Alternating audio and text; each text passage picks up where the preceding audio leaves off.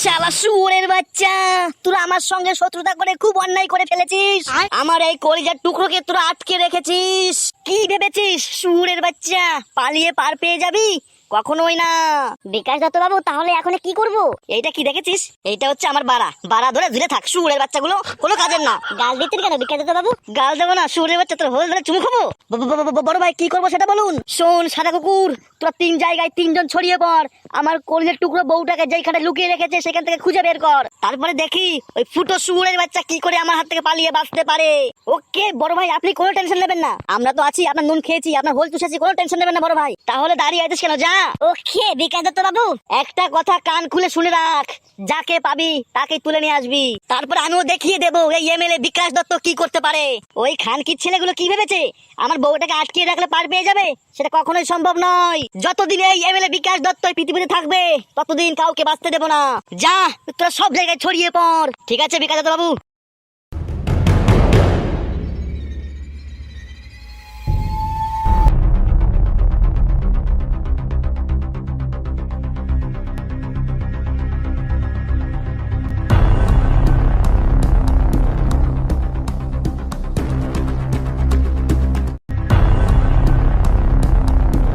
শোন সাদা কুকুর আর বাঘের ফুটকি, বলেন ভাইজান। তোরা দুইজনে ফুটোদের বাড়ি যা, আমি ফুটোদের মাঠে যাই। যাকে পাবি তাকে তুলে নিয়ে আসবি। ঠিক আছে আফগান্ডু, যা তাহলে।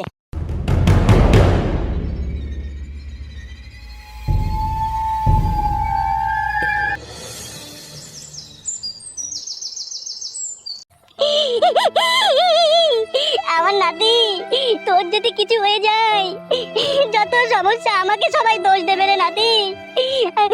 আমি কি করতে তোকে পাঠিয়েছি, তোর কিছু হয়ে গেলে সবাই তো আমাকে দোষী অবস্থা করবে রে। শালা শুয়োরের বাচ্চা এমএলএ বিকাশ দত্ত, তোকে এত লাগাতে দিলাম, তারপরেও তুই আমাদেরকে ঠিকঠাক ভাবে বাঁচতে দিচ্ছিস না। শালা শুয়োরের বাচ্চা, আমাদেরকে একদম বাঁচতে দিচ্ছিস না। শালা শুয়োরের বাচ্চা, দেখবি উপরে ভগবান আছে, সেই ভগবান তোকে ঠিকই তোর পাপের শাস্তি দেবে রে এমএলএ।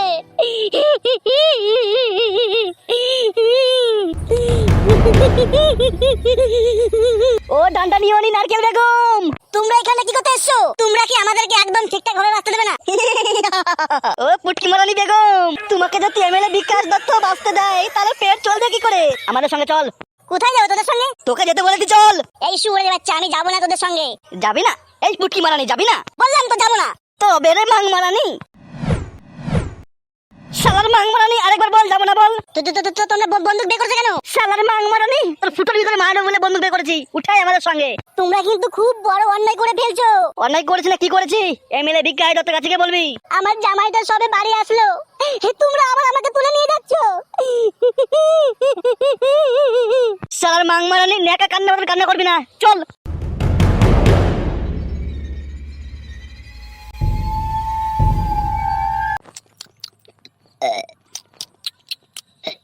খাও স্বামী, পেট ভরে দুটো ভাত খাও।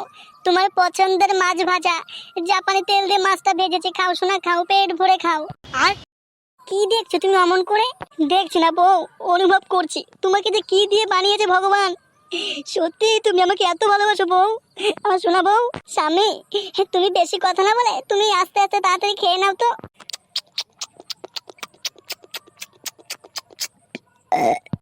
জানিস রে বউ, ওই শুয়োরের বাচ্চা এমএলএ বিকাশ দত্ত আমার 4 হাত পা বেঁধে আমার পুঙ্গার ফুটোর ভিতরে আঞ্জুয়া বাস ঢুকিয়ে দিয়েছিল রে বউ। তার যে কি কষ্ট রে বউ, কি বলবো। ওই শুয়োরের বাচ্চা 1 সপ্তাহ বেঁধে রেখেছে, কিন্তু আমাদেরকে একটু খাতে দেয়নি, শুধু কন্ডমের কন্দ শুকিয়ে রেখে দিয়েছে রে বউ। সে কি কষ্ট আর কি বলবো রে বউ। এই যে তুই যে আমাকে জাপানি তেলে মাছ ভেজা দিলি, সেটা খেতে যে কি শান্তি লাগছে রে বউ, কি বলবো। তুমি বেশি কথা বলে না তো, তাড়াতাড়ি করে ভাত খাও। আজকে তোমাকে সবকিছু খুলে তোমাকে উজাড় করে দিয়ে দেবো স্বামী। তোমাকে আমি উদলো করে আজকে লাগাতে দেবো। তুমি আমাকে অনেকদিন লাগাওনি, আগে তুমি ভালো করে লাগিয়ে নিয়ে স্বামী। না রে শোনাবো, তোকে পাক্কা 1 মাস তোকে আমি লাগাতে পারবো না। ওই শুয়োরের বাচ্চা আমাকে যেরকম মারা মেরেছে, পুঙ্গার ভিতরে পুরো বাস ঢুকিয়ে দিয়েছে। না রে বউ, তোকে আমি পাক্কা 1 মাস মাস তোকে আমি লাগাতেই পারবো না। আমার বান্টু কখনোই দাঁড়াবে না। 1 মাস আমার বান্টুর আগায় জম্মের ব্যথা করবে রে বউ। ব্যথা কুমুক, তারপরে ভালো করে তোর সুখ দিয়ে দেবো রে বউ। তুই কোনো টেনশন নিস নে, শুধু আমার 1টা মাস সময় দে রে বউ। তারপরে তোর সমস্ত জ্বালা তোর উজাড় করে দেবো রে বউ। শুধু 1 মাস সময় দে রে বউ, 1 মাস সময় দে। ঠিক আছে স্বামী, তুমি আগে ভালো করে সুস্থ হও, তারপরে তুমি আমাকে কায়দা করে ঠাপ দিও। ঠিক আছে স্বামী? এই তো আমার শোনাবো, সব বুঝেছে। স্বামী তুমি ভালো করে ভাত খাও, আমি একটু মার সঙ্গে কথা বলে আসছি। ঠিক আছে বউ, তুই যা।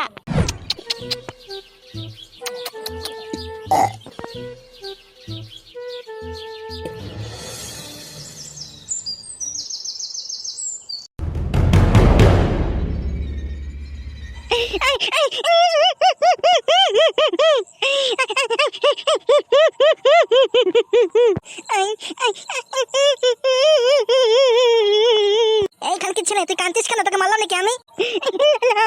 আমি বাড়ি যাবো, আমি বাবার কাছে যাবো, আমি মার কাছে যাবো, আমি বাবার কাছে যাবো। এই সুরে বাচ্চা চুপ কর, শালা মাংমারানির বাচ্চা, আমাকে ছেড়ে দে। তাই সুরে তুই কাঁদবো না, আমি কোনো বাচ্চা আছি না, সুরে বাচ্চা, আমার ছেড়ে দে।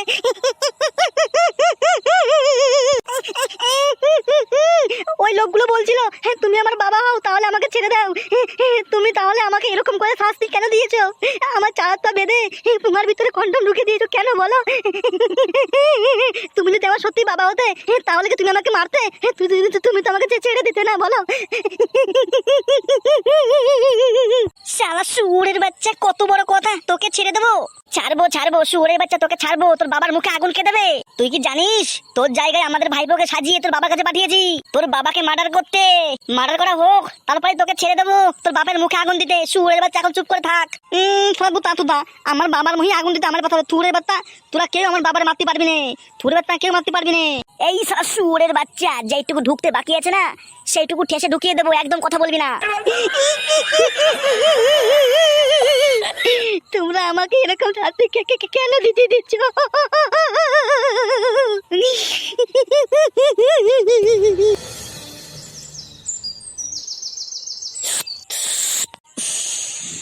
বড় ভাই, এই শুয়োরের বাচ্চা কুকুরের মতন ডাকছিস কেন? আপনি নিজের চোখে দেখে নিন। বাঘের ফুটকি নিয়ে আয়।